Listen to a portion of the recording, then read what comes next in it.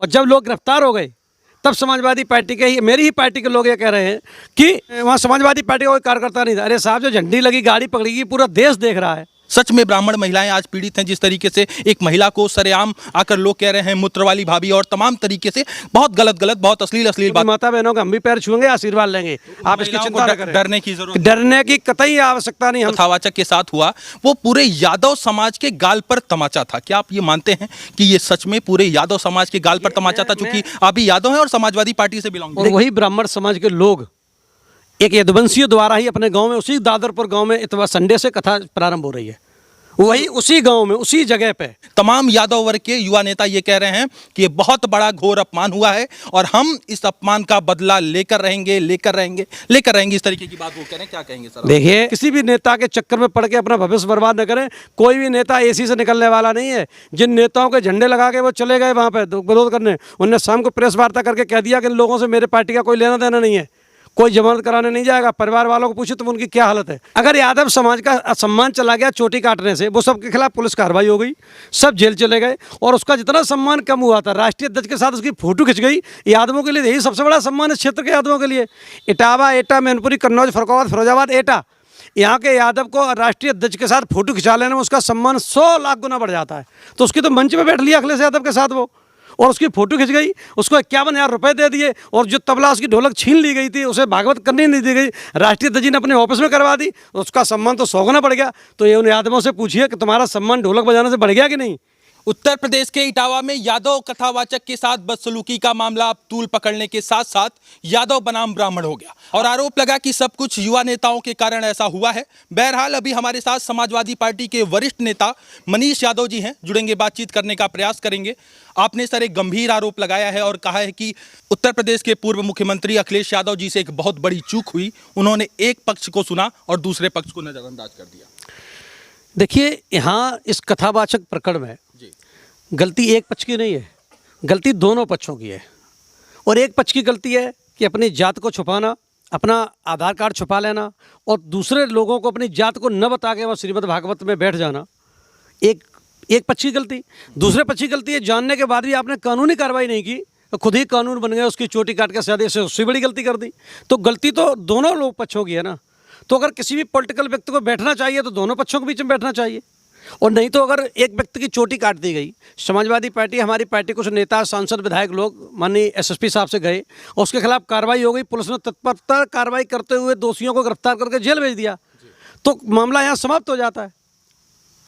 लेकिन आप कुछ मनचले लोगों ने उसकी चोटी काट ली, गांव के कुछ अभद्र लोगों ने, उसके लिए आपने पूरे समाज को दोषी ठहरा दिया। ये मुझे गलत लगा। इसी के लिए मैंने कहा कि अगर कार्रवाई करनी है तो दोनों के लिए बराबर हो, कानून तो दोनों के लिए बराबर है। और समाजवादी पार्टी के वरिष्ठ नेता ये कह रहे हैं कि अखिलेश यादव से एक बहुत बड़ी चूक हो गई। ये बात किसी को समझ में नहीं आ रही है, और ये बात जो कोई सुन रहा है उसे ये हजम नहीं हो रहा है। ये बात कि समाजवादी पार्टी के नेता ये कह रहे हैं कि अखिलेश यादव से चूक हो गई, अखिलेश यादव एक पक्ष की कार्यवाही कर दी, इसमें उधर दूसरे पक्ष की बात नहीं सुने। नहीं, अखिलेश यादव की गलती नहीं हो गई है। गलती उनके पार्टी के कार्यकर्ताओं से हुई है, जिन कार्यकर्ताओं ने ले जाके वहाँ अखिलेश यादव जी के सामने खड़ा कर दिया। कार्यकर्ताओं की गलती और नेताओं की गलती है, जो इटावा में जबकि घटना की पूरी कार्रवाई हो गई थी, फिर राष्ट्रीय अध्यक्ष जी के पास ले जाने की आवश्यकता ही नहीं थी। और जब राष्ट्रीय अध्यक्ष जी के पास लेके गए तो जब उन्होंने उनका सम्मान कर दिया, और वहाँ जो बात मुझे गलत लगी कि उसको एक गाना सुना दीजिए, तो जब पीड़ित व्यक्ति से ही आप कहोगे गाना सुना दीजिए, तो आप कितने सीरियस हो, ये समाज देख रहा है। और जब आपको देख लिया कि आप अपने समाज के प्रति बहुत सीरियस नहीं हो, तो नौजवानों ने अपना आंदोलन खड़ा करके वहाँ पर जाके अपने सम्मान की लड़ाई लड़ने के लिए वहाँ जो उपद्रव किया है, उसमें कितने बेरोजगार चले गए। 19 बेरोजगार जेल गए, 19 नौजवान जेल चले गए, 200 के अज्ञात के खिलाफ मुकदमा है। अगर माननीय अखिलेश यादव की समाजवादी पार्टी, हमारे नेता लोग ये कह देते हैं कि कार्रवाई शासन ने पूरी कर दी है, कोई भी समाजवादी पार्टी का कार्यकर्ता मौके पर जाकर उपद्रव नहीं करेगा, तो क्या ये उपद्रव होता? और जब लोग गिरफ्तार हो गए तब समाजवादी पार्टी के ही, मेरी ही पार्टी के लोग ये कह रहे हैं कि वहाँ समाजवादी पार्टी का कोई कार्यकर्ता नहीं था। अरे साहब, जो झंडी लगी, गाड़ी पकड़ेगी, पूरा देश देख रहा है, आप कैसे मना कर सकते हैं? और जब आपने मना किया है तो एक दिन पहले, जिस दिन वो तारीख निश्चित कर दी गई कि 16 तारीख 26 तारीख को लोग वहाँ जाएंगे, और उसको तो आप पहले अपने आप को सेलेक्ट कर लेते। ये पार्टी के लीडरशिप, जो इटावा में लीडरशिप है, ये उनकी गलती है। तो आप मान रहे हैं कि समाजवादी पार्टी के कुछ नेताओं की चूक हुई और जिस कारण ये तमाम घटना घटित हुई। उन्होंने आह्वान किया चलो इटावा, यही कारण रहा। 100% है, 100% है। ये राष्ट्रीय अध्यक्ष को तो जानकारी भी नहीं, उन्होंने तो ले जाकर रख दिया जाकर इनके साथ ऐसी हो। तो हर पीड़ित के साथ तो खड़ा होना समाज का एक अच्छे नेता का कर्तव्य है। अखिलेश जी खड़े हो गए। अखिलेश जी की मुझे सिर्फ एक ही बात खराब लगी है कि उन्होंने कह दिया भाई तुम गाना और सुनाओ। गाना पीड़ित के साथ आप खड़े हो, संवेदना व्यक्त करिए। अगर आपके पास कोई ले जाके पहुंच भी गया और आप कह रहे गाना सुना दीजिए, तो उससे तो आप कहाँ हैं पीड़ित के साथ? तो आप ये मानते हैं कि पीड़ित दोनों पक्ष है? बिल्कुल है, ब्राह्मण भी पीड़ित है, 100% पीड़ित। ब्राह्मण की अब लोग ये भी कहेंगे कि जब ये लोग इस तरीके की बातें कर रहे थे तो नेताजी तब क्यों विरोध नहीं किया? आपकी बात यदि कहेंगे लोग कि इसके पहले जब वो कह रहे थे चलो इटावा और कह रहे थे कि आएंगे गांव का घेराव करेंगे, ब्राह्मण महिलाएं ये कह रही थी कि हमारे साथ छेड़खानी हो रहा है, इस तरीके की बातें कह रही थी। देखिए, इस देश में धार्मिक स्वतंत्रता हमारा संविधान अधिकार देता है, और धर्म में स्वतंत्रता अपने अपने देवी देवताओं को मानना और अपने अपने धर्म के हिसाब से काम करना, अपने अपने अनुयायियों के साथ रहना, ये हमारा वेद भी हमें आज्ञा देता है और भारत का संविधान भी देता है। अगर ब्राह्मण वर्ग के लोगों की भावनाएं आहत इस चीज़ से हो रही थी कि ये यादव व्यक्ति जिसने छुपाई अपनी जाति छुपा के यहाँ बैठा है, हमें धोखा दे रहा है, तो उनकी भावनाएं भी तो आहत हुई हैं। उन भावनाओं के लिए उन्हें कानूनी कार्रवाई करनी चाहिए थी। लेकिन अब एक पक्ष की सिर्फ आप सुन लो, आप तो नेता हो, आप तो सर्व समाज को, धरतीपुत्र मुलायम सिंह का पूरा क्षेत्र है, वो ब्राह्मण समाज के लोग भी क्या समाजवादी पार्टी में नहीं थे? आज यही सवाल हर कोई उठा रहा है कि ये कैसा न्याय हुआ और ये कैसी समाजवाद की बात हुई जहां अपने ही जाति के लोगों को आप साल उड़ा के सम्मान कर रहे हैं, 51 हज़ार रुपए दे रहे हैं, और उस महिला की बात नहीं कर रहे हैं जिस महिला का हाथ पकड़ा गया। कथावाचकों ने हाथ पकड़ा, कहा कि तुम मुझे 7 दिन बैठा के खाना खिलाओ, उस महिला के साथ बदसलूकी हुई। और यहाँ तक लोग अब ये भी बात कह रहे हैं, तमाम ब्राह्मण नेताओं ने भी ये बात कहा है कि ब्राह्मण महिलाओं का दर्द आज कोई नहीं दिख रहा। क्या आप इस मामले पर भी ध्यान दे रहे हैं कि सच में ब्राह्मण महिलाएं आज पीड़ित हैं? जिस तरीके से एक महिला को सरेआम आकर लोग कह रहे हैं मूत्र वाली भाभी, और तमाम तरीके से बहुत गलत बहुत अश्लील बातें लोग सोशल मीडिया पर के बीच। शायद आपने मेरी सोशल मीडिया प्लेटफॉर्म पर जो मैंने वक्तव्य दिया है वो शायद आपने देखा नहीं। मैंने कहा किसी भी वर्ग की बहन बेटी हमारी बहन बेटी समाज है के बराबर है, और किसी भी बहन बेटी के लिए गलत शब्द का प्रयोग करने वाला कोई प्रशिक्षित व्यक्ति, कोई सम्मानित व्यक्ति नहीं हो सकता। चाहे वो यादव हो, उसे अपने घर की बहन बेटी है जिसके घर में नहीं है, वो दूसरे की बहन बेटियों के बारे में ऐसी बात करेगा। जो भी इस ब्राह्मण महिलाओं के बारे में अभद्र भाषा का प्रयोग कर रहा है वो कतई सामाजिक नहीं है और किसी पार्टी का कोई समर्थक नहीं है, सिर्फ वो खराब लोग हैं। इसके खिलाफ शासन प्रशासन को चेक करके ऐसे लोगों के खिलाफ कार्रवाई करनी चाहिए। कोई समाजवादी पार्टी का कार्यकर्ता किसी खिलाफ नहीं कह रहा है। हाँ, सजाती यादव हो सकते हैं, लेकिन सारे यादव क्या समाजवादी पार्टी कार्यकर्ता ही हैं? बहुत से यादव भारतीय जनता पार्टी में, बहुत से यादव निष्पक्ष हैं, लेकिन जिन लोगों ने फेसबुक सोशल मीडिया के माध्यम से उन महिलाओं को के लिए अभद्र भाषा का प्रयोग किया है, कानून को अपना काम करना चाहिए उनके खिलाफ। क्या लगता है सर आपको कि ये पूरा मामला, ये तो एक तरीके से कि यदि कथावाचकों ने गलती की तो उनको सजा देना चाहिए था, और यदि ब्राह्मण के लड़के ने चुटिया काटी, उनका अपमान किया, उनको नाक रगड़वाया, तो उनको सजा देना चाहिए था। कानूनी जो कुछ भी विधि कार्रवाई थी उनके खिलाफ करनी चाहिए थी। लेकिन ये मामला यादव बनाम ब्राह्मण कैसे हो गया, ये इस पर भी हमें आपका नजर नहीं है। आपके टेलीविजन पर ये देखिए, सोशल मीडिया पर अपने नेताओं को अपना कुछ दिखाने के लिए लोग इस पर उठा फिर रहे हैं। इटावा में यादव और ब्राह्मण एकता कायम है, और वही ब्राह्मण समाज के लोग एक यदुवंशियों द्वारा ही अपने गांव में, उसी दादरपुर गांव में इतवार संडे से कथा प्रारंभ हो रही है। वही उसी गांव में, उसी जगह पे वही लोग करा रहे हैं। अगर यादव और ब्राह्मण की मित्रता टूटी होती, हम लोगों में आपसी भेदभाव होता, हम लोग जाति संघर्ष कर रहे होते, तो ब्राह्मण समाज के लोग यादव से ही उस गांव में कथा नहीं कराते। बहुत बड़ी बात आप कह रहे हैं कि सर उसी ब्राह्मण समाज में, यानी कि उसी दादरपुर गांव में ब्राह्मण समाज के लोग फिर से किसी यादव कथावाचक को बुला रहे हैं और उसी गांव में उनसे कथा सुनने का काम करेंगे। देखिए, ब्राह्मण धर्म को धारण करता है, लेकिन यदुवंशी भी अगर धर्म को जानते हैं। 18,000 श्लोक श्रीमद् भागवत में, अगर उनका ज्ञान किसी यादव को, तो किसी भी ब्राह्मण ने आज तक नहीं कहा होगा कि हम यादव से कथा नहीं सुनेंगे। किसी भी यादव ने आज तक नहीं कहा होगा कि हम ब्राह्मण से कथा नहीं कराएंगे। ये सिर्फ समाज के ऐसे लोग हैं जिनका समाज में कोई स्थान नहीं है, सिर्फ अपने आप को ऊपर रखने के लिए, अपने नेता को कुछ खास दिखाने के लिए उपद्रवी लोग हैं। इनके खिलाफ शासन प्रशासन को कार्रवाई करनी चाहिए। ऐसा कोई कहीं मामला नहीं। आप ये बहुत अच्छी बात कह रहे हैं कि यदि बात तो यहीं पर स्टार्ट हुई थी कि यादव हैं इसलिए कथा नहीं सुना गया, इसी पर विरोध कर रहे थे, और तमाम यादव लोग कह रहे थे कि हमारी भावनाएं आहत हुई। जिस तरीके से किसी यादव को का सर झुकाया गया, जाहिर सी बात है इस तरीके की घटना जब सामने जाएगी तो किसी भी जाति वर्ग के लोग देखेंगे तो उन्हें अपमान लगेगा। लेकिन यदि ये बात आप कह रहे हैं तो ये कौन से लोग हैं जो आग लगाने का काम कर रहे हैं? आपने वो वीडियो देखा है? उसमें कहीं ये कहा गया कि तुम यादव इसलिए हम कथा नहीं कराएंगे, ये नहीं कहा गया है। ये सिर्फ पॉलिटिकल लोगों ने ऐसी बातें चर्चा की है। उसमें सिर्फ ये कहा गया कि तुमने अपनी जात छुपाई, आप जात छुपा के मेरे यहाँ कथा करने आए हो। उन्होंने ये नहीं कहा कि हम यादव इसलिए कथा नहीं कराएंगे। और वही अगर यादव से कथा नहीं कराते तो इतवार संडे से वही गांव यादव से कथा क्यों करा रहा है? तो ये बात अखिलेश यादव तक नहीं पहुंचा क्या? नहीं पहुंची। हमारे नेताओं ने पहुंचाई नहीं, और हमारे लगता है राष्ट्रीय नेतृत्व ने पूरा पता करने के जल्दबाजी कर दी, उसमें पूरा पता भी नहीं किया। तो यानी कि आप समाजवादी पार्टी के एक वरिष्ठ नेता हैं, क्या आप अपनी बात नहीं रख पाए मुखिया से, अखिलेश यादव ये बहुत जल्दी कार्यक्रम हुआ, एक दिन घटना हुई, दूसरे दिन लोगों ने ले जाके वहाँ रख दिया। पीड़ित के साथ राष्ट्रीय अध्यक्ष जी खड़े हो गए, उनका काम भी था, ये खड़े होना भी चाहिए पीड़ित के साथ, लेकिन पीड़ित एक पक्ष नहीं है, पीड़ित दोनों पक्ष हैं।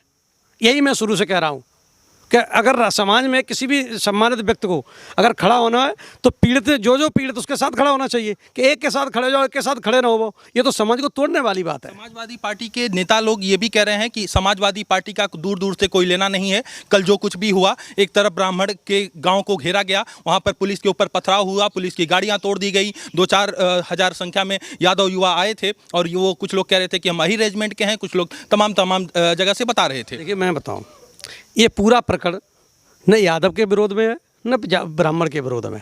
ये समाज में जो कुरीति है, ये उसके खिलाफ की लड़ाई है। ये तो सिर्फ मौका मिल गया लोगों को। इटावा में यादव और ब्राह्मण की मित्रता, आप कहीं चले जाइए, कोई ब्राह्मण यादव को गाली देता नहीं मिलेगा, कोई यादव ब्राह्मण को गाली देता नहीं मिलेगा। सिर्फ पॉलिटिकल लोगों ने उसको उठा दिया। एक व्यक्ति ने अपनी जात छुपाकर सिर्फ कथा करने पहुंच गया, उसका सिर्फ विरोध उन्होंने किया। विरोध का स्वरूप गलत था, उसकी चोटी नहीं काटनी चाहिए थी, उसे अपमानित नहीं करना चाहिए, उसे कानून के हवाले करना चाहिए था। इतनी सी घटना है, सिर्फ पॉलिटिकल लोगों ने उसको उठा दिया, और जो आज पूरे भारतवर्ष में इटावा दादरपुर का नाम बदनाम कर दिया लोगों ने। लोग ये भी कह रहे थे कि ये पूरा मामला गगन यादव के जरिए स्टार्ट हुआ। लोग ये भी कह रहे थे कि गगन यादव यदि इस मामले में इन्वॉल्व नहीं होते तो शायद जो कल कुछ हुआ, जो उपद्रव कल हुआ, वो नहीं होता, वो टल सकता था। क्या आपको भी लगता है कि गगन यादव इसके पीछे हैं? जिस तरीके से उन्होंने कहा चलो इटावा, और तमाम लोगों ने आकर जो है उनका ब्राह्मणों का घर घेर लिया और धमकी देने लगे कि तुम्हारी महिलाओं को निकलने नहीं देंगे, निकलना दूभर कर देंगे। आपको देखिए, गगन यादव कहाँ थे? मैं गगन यादव नाम के व्यक्ति को जानता नहीं। पहली बात, मैं कभी उसका नाम ही नहीं सुना, मैं तो अभी इसमें आप लोगों के माध्यम से सुना। लेकिन अगर किसी ने भी ये कहा कि इटावा चलो, प्रशासन क्या करता रहा? प्रशासन की तो विफलता है ना, एक दिन पहले से कह दिया। और अगर किसी ने यह कहा कि यादव समूह या इटावा चलो, तो समाजवादी पार्टी का क्या कर रही थी? इसका जिले के नेतृत्व को अपने आप को अलग करना चाहिए था। पहले प्रेस कॉन्फ्रेंस करनी चाहिए थी कि इस पूरे आंदोलन में समाजवादी पार्टी का कोई हिस्सेदार नहीं है, कोई भागीदारी नहीं है। तो विफलता किसकी है? प्रशासन की भी है और समाजवादी पार्टी की भी है, इसलिए घटना हुई है। उन नेताओं को क्या कुछ कहना चाहेंगे जो अपने आप को युवा नेता बता रहे हैं, कह रहे हैं कि हमारा सम्मान घट गया, सिर झुक गया, और कह रहे हैं कि इस अपमान का बदला हम लेकर रहेंगे, जो इस तरीके की धमकी दे रहे हैं? तमाम यादव वर्ग के युवा नेता ये कह रहे हैं कि ये बहुत बड़ा घोर अपमान हुआ है और हम इस अपमान का बदला लेकर रहेंगे, इस तरीके की बात वो कह रहे हैं। क्या कहेंगे सर? देखिए, आज के देश में संविधान से देश चलता है, किसी की भावनाओं से नहीं चलता। और संविधान अगर इसका अधिकार देता है कि हम अपमान का बदला लेके रहेंगे तो बदला ले लें। और जब संविधान में इसकी कोई व्यवस्था नहीं है, कानूनन सारे राज्य चलेंगे, तो सरकार को कानून का पालन करना चाहिए। ऐसे जो भी नौजवान साथी हैं जो ये कह रहे हैं कि बदला हम लेके रहेंगे, तो फिर सरकार क्या कर रही है? ऐसे लोगों के खिलाफ कार्रवाई करे, ये तो सरकार का काम है। और कोई भी पॉलिटिकल पार्टी का व्यक्ति कभी इस तरह का भाव नहीं रखता है कि किसी के खिलाफ मैं बदला लेके रहूँगा। कोई पॉलिटिकल व्यक्ति नहीं कह सकता। ये उस ऐसे चंद लोग हैं जो सिर्फ अपने आप को फेसबुक पर लाइक कमेंट्स बढ़ाने के लिए ऐसा काम करते हैं, अपने आप को प्रायोजित कर रहे हैं, नेता बनाने के प्रयास कर रहे हैं। किसी भी पॉलिटिकल पार्टी का व्यक्ति इस तरह का बयान नहीं दे सकता कि हम बदला लेके रहेंगे। लोग ये भी कह रहे हैं, उपद्रवी लोग ये भी कह रहे थे कि ये घटना जो घटित हुई, जो कथावाचक के साथ हुआ, वो पूरे यादव समाज के गाल पर तमाचा था। क्या आप ये मानते हैं कि ये सच में पूरे यादव समाज के गाल पर तमाचा था, चूंकि आप भी यादव हैं और समाजवादी पार्टी से बिलोंग? देखिए, मैं कई बार आपसे कह चुका हूँ और मैंने अपने हर स्टेटमेंट में कहा है, एक व्यक्ति की चोटी काटना समस्त यादव समाज को अगर उससे जोड़ दिया जाएगा तो अखिलेश यादव जी ने पूरा उसका सम्मान बढ़ा तो दिया है, तो बढ़ गया सम्मान। अगर उससे सम्मान कम हो गया और राष्ट्रीय अध्यक्ष जी ने 51,000 रुपये आपको दे दिए और आपका सम्मान बढ़ा दिया और आपकी ढोलक भी बजवा दी, तबला भी बजवा दिया जो आप बजाते थे पहले से, तो सम्मान पूरा नहीं हुआ क्या?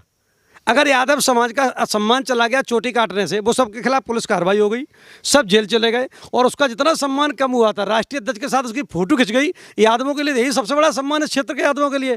इटावा, एटा, मैनपुरी, कन्नौज, फरुखाबाद, फिरोजाबाद, एटा, यहाँ के यादव को राष्ट्रीय अध्यक्ष के साथ फोटो खिंचा लेने में उसका सम्मान 100 लाख गुना बढ़ जाता है। तो उसकी तो मंच में बैठ लिया अखिलेश यादव के साथ वो, और उसकी फोटो खिंच गई, उसको 51,000 रुपये दे दिए, और जो तबला उसकी ढोलक छीन ली गई थी उसे भागवत करनी नहीं दी गई, राष्ट्रीय अध्यक्ष जी ने अपने ऑफिस में करवा दी, उसका सम्मान तो 100 गुना बढ़ गया। तो ये उन यादवों से पूछिए कि तुम्हारा सम्मान ढोलक बजाने से बढ़ गया कि नहीं? 51,000 रुपये मिलने से तुम्हारा सम्मान बढ़ गया कि नहीं? तुम्हारी बेइज्जती हुई और तुम्हारा वो गाना सुनवा रहे, इससे तुम्हारा सम्मान बढ़ा कि नहीं? ये सही बात क्यों नहीं करते? सम्मान बढ़ा कि सम्मान घटा है? बहुत सारे युवा नेता आपकी बात सुनते हैं और क्षेत्र में आपका काफ़ी नाम भी है। तमाम वो यादव लोग जो टीका टिप्पणी कर रहे हैं, जो अपने आप को बता रहे हैं कि हमारा तो सम्मान घट गया, हमारे तो गाल पर तमाचा मार दिया, पंडितों ने हमारे गाल पर तमाचा मारा है, इसका बदला लेकर रहेंगे, उनको आप क्या कुछ कैमरे के वीडियो के माध्यम से कहना चाहेंगे? आपके चैनल के माध्यम से उन सब नौजवान साथियों को पहले तो मैं शुभकामनाएं देता हूं कि आप नेता बनिए, समाज में आगे बढ़िए। और धरती पुत्र मुलायम सिंह जो आज हमारे बीच में नहीं है, वो जो व्यवस्था हमारे लिए समाज की बना के गए, धरती पुत्र मुलायम सिंह नौजवानों के बीच से निकले। अब रानी के पेट से राजा जन्म नहीं लेगा, जो संघर्ष करके समाज को लेकर साथ चलेगा वो आगे बढ़े। लेकिन नौजवान साथियों से आपके माध्यम से मैं कहना चाहता हूँ कि राजनीतिक विचारधारा अपनी डेवलप करिए, राजनीतिक विचारधारा को बढ़ाते हुए संविधान के तहत आप आगे चलिए। लेकिन किसी नेता के बहकावे में आके, किसी संगठन के बहकावे में आके आप अगर कानून को अपने हाथ में ले लेंगे तो आप अपना परिवार पालने तक नहीं रहेंगे। राजनीति तो बहुत दूर की चीज़ है। जैसे 19 नौजवानों के साथ हुआ जिनकी उम्र 20-22 साल से ज़्यादा नहीं है, जो जेल चलेगा, ज़िंदगी भर मुकदमा लड़ेंगे, और जो अज्ञात में पकड़े जाएंगे, सोशल मीडिया पर जिनकी फ़ोटो सरकार सर्च कर रही है, ऐसे अगर कृत्य करोगे तो आप अपना जीवन बर्बाद कर रहे हो। इसलिए मेरा नौजवान साथियों से निवेदन भी है, आग्रह भी है कि समाज को साथ लेके, सर्व समाज को अपने साथ जोड़ के नौजवान आगे बढ़ें। मेरी भी शुभकामनाएं उनके साथ हैं और मैं सदैव नौजवानों के साथ हूँ, लेकिन सर्व समाज को साथ लेके चलें। जातिवाद की और एक जात की बात करेंगे तो मेरा कोई सहयोग उन लोगों के साथ नहीं होगा। यानी कि आप ये कह रहे हैं जो लोग यदि जातिवाद करेंगे और घर घेराव करने की बात करेंगे, बोलेंगे तुमको छोड़ेंगे नहीं, अपमान का बदला लेकर रहेंगे, उनके साथ इसी तरीके से कानूनी कार्रवाई होगी जो 19 यादवों के साथ हुई और 200 अज्ञात की बात की। यही होगी। अगर कानून आप हाथ में लेंगे, कानून सबके लिए बराबर है। हम अगर गलत करेंगे तो मेरे साथ भी होगा, और मैंने कभी गलती की हो तो कानून ने मुझे भी जेल भेजा होगा। कानून का सब, मैं वकील भी हूँ, मैं बार काउंसिल ऑफ इंडिया का मेंबर भी हूँ।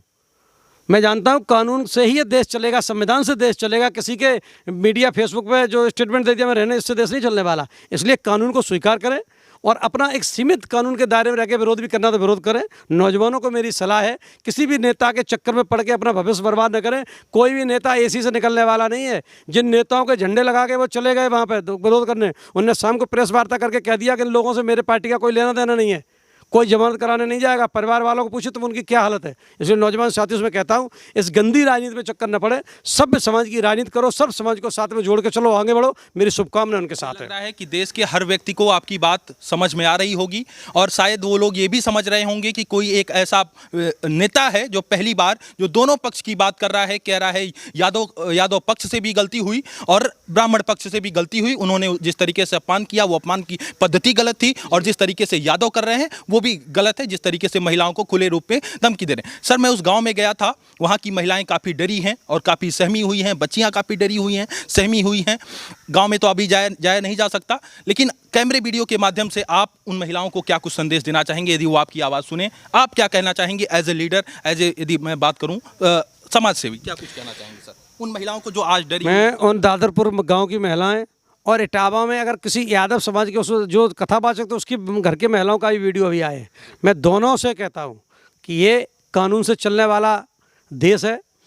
इस देश में माता बहना किसी की भी हो, सबको एक समान देवी का रूप है। इस हिंदुस्तान में माता बहनों के रूप में देवी की पूजा होती है। तो आप सुरक्षित हैं, आप अपने परिवार पर ध्यान दीजिए। कोई भी आपको कोई टच करने वाला नहीं है। कुछ उपद्रवी थे, उसके खिलाफ कार्रवाई हो गई। समाजवादी पार्टी का कोई भी कार्यकर्ता आपके खिलाफ आपके गांव में जाके कोई काम करने वाला नहीं है। आप मस्त रहिए, खुश रहिए, परिवार के साथ रहिए। ये समाज के भेदभाव वाली चीज़ें दूर हो जाएंगी। ये भागवत स्टार्ट हो जाएगी। यदुवंशी ही वहाँ भागवत सुनने जाएंगे, करने जाएंगे। उन्हीं माता बहनों का हम भी पैर छुएंगे, आशीर्वाद लेंगे। आप इसकी चिंता न करें। डरने की जरूरत, डरने की कतई आवश्यकता नहीं। हम सब उन महिलाओं के साथ खड़े हैं।